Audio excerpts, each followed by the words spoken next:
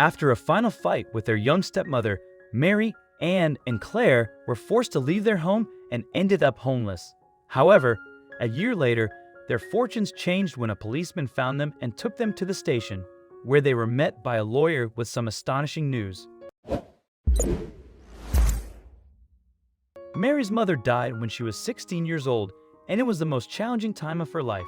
As the eldest of three sisters, she watched out for Anne, 14, and Claire, 11. Their father was practically useless at dealing with them, and Mary thought he was grieving too. But the truth was revealed only a few months after their mother died. Their father, Anton, brought his new fiancée to live with them. Her name was Jane, and she was only 21 years old. In contrast, their father was 2 decades older than her. Mary tried to reason with him, telling him he couldn't marry a woman who was closer to her age than his. But he didn't listen, and they got married. However, the worst was yet to come because Jane acted like the nicest person in front of Anton, but once he was out of sight, she treated Mary and her sisters horribly. She embodied every evil stepmother in a fairy tale, and the sisters couldn't believe their father had fallen for someone like that. Still, there was nothing they could do. They had to live with it. But everything became even worse after Mary turned 18.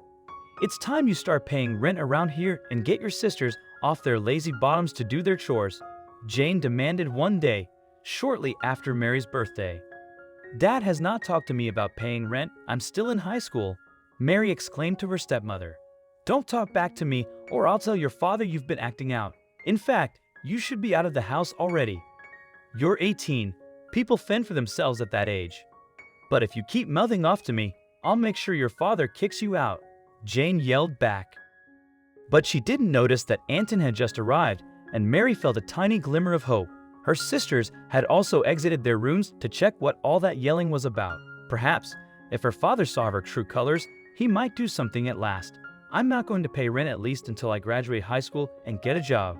Maybe you should start paying rent yourself instead of letting my father pay for everything, Mary replied, knowing that her words were going to set Jane off. What did you say to me, you insolent child? How dare you talk to me like that? You have to respect me, Jane screamed, her face red with anger. Mary waited for her father to do something, but he was just watching the whole scene. So, she turned to him. Dad, aren't you going to do something? She asked, and Jane finally realized that Anton had arrived. She took a step back immediately and suddenly started crying.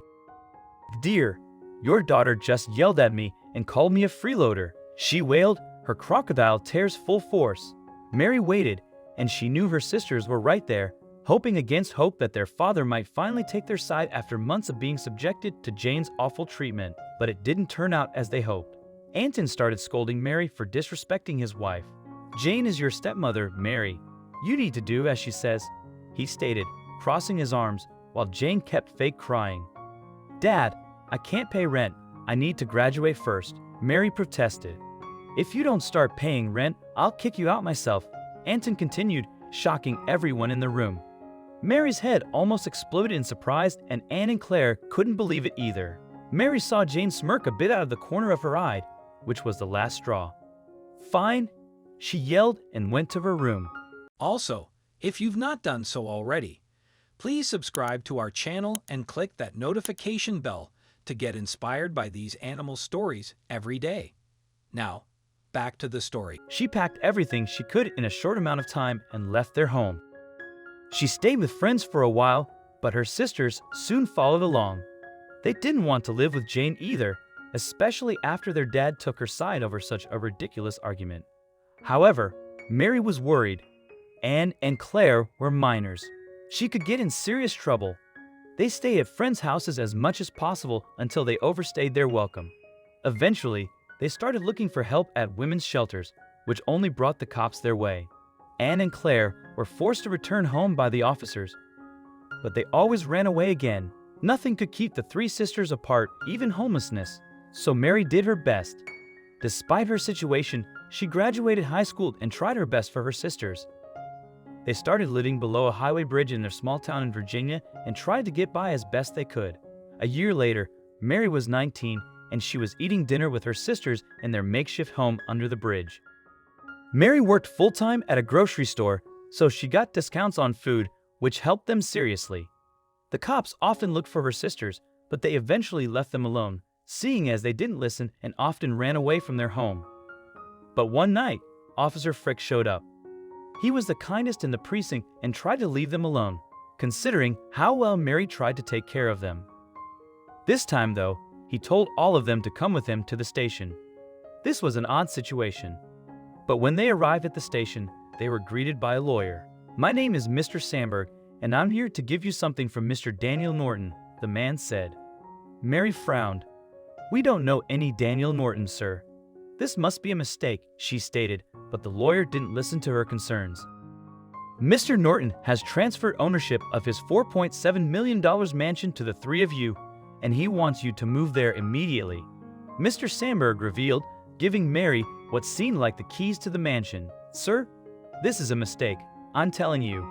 We don't know any Mr. Norton," Mary stated once again, and her sisters nodded, trying to convince the lawyer. Mr. Sandberg took a deep breath. "It's my understanding that you are Jane's stepdaughters, correct?" "Jane?" Anne said in disdain. "Jane is Mr. Norton's daughter. He recently heard that Jane's stepdaughters ran away from their home because of her. He was furious about it. He's been trying to get Jane to convince you to come back," Mr. Sandberg began to explain. "How did he find out?" Claire asked. "Jane convinced her husband to leave everything to her in his will and change the house title to her name. Since I'm the family lawyer, Mr. Norton discovered this situation. He asked Jane about you girls, and she told them about you running away. She also showed no remorse," Mr. Sandberg stated. "What happened next?" Anne wondered. Mr. Norton was not happy and called his contacts at this precinct, who confirmed that they had seen the three of you around. He doesn't want three girls to be homeless when he has a big mansion to give. So this is now yours. You can move in immediately. Don't worry, you won't have to pay any inheritance fees. Mr. Norton has covered that, the lawyer finished. Now let me drive you to the estate. The three sisters were shocked, but Officer Frick nodded, urging them to accept the ride and the mansion. They went with Mr. Sandberg to the estate and settled in. Mary was granted legal guardianship of her sisters officially. After some time had passed, it came to light that their father had gone bankrupt. Despite Jane and Antons' pleas for help, Mr. Norton, their father-in-law, refused to offer any assistance, forcing them to sell their home and move into a rented apartment. On one occasion, Jane attempted to visit the mansion, but Mary refused to let her in and even called the police to escort her away. However, their fortunes changed once again with the passing of Mr. Norton.